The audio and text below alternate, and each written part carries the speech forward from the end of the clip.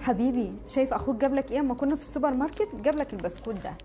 بص بقى، واحنا في محل الالعاب قال لي انا هجيب الكرة دي لاخويا. عارف كمان قبل ما ينام امبارح قال لي انا بحب اخويا الكبير قوي قوي قوي يا ماما. عذرا علم النفس، في الظروف اللي احنا فيها والتطور التكنولوجي الرهيب اللي الاطفال بقت فيه اكتر من اجيالنا بكتير، كل الحاجات اللي انا قلتها في الاول دي ما تنفعش احبب الطفل الصغير في اخوه الكبير. كل الحاجات اللي انا قلتها في الاول دي بقى هتدخلك في متاهه اسئله انت مش هتعرفي تجاوبي عنها. هو انا يا ماما اخويا الصغير بيعرف يتكلم عشان يقولك هو بيحبني؟ هو انا اخويا بيعرف يمسك حاجه علشان يمسك الكره دي ويجيبها لي؟ هو انا اخويا معاه فلوس عشان يعرف يشتري؟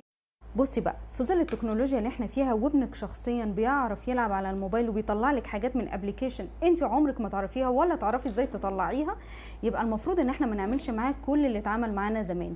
في حلول جديده المفروض ان احنا نعملها. طب يا ترى هنعمل ايه؟ بصي بقى يا ستي، هتسيبك من كل اللي فات ده. اولا هتعززي له ثقته بنفسه جدا، هتخليه يبقى يعتمد على نفسه بطريقه غير مباشره، وهتعرفيه ان انت الاخ الكبير وانت القوي وانت الشاطر وبتعمل كل حاجه بنفسك واخوك ما بيعرف.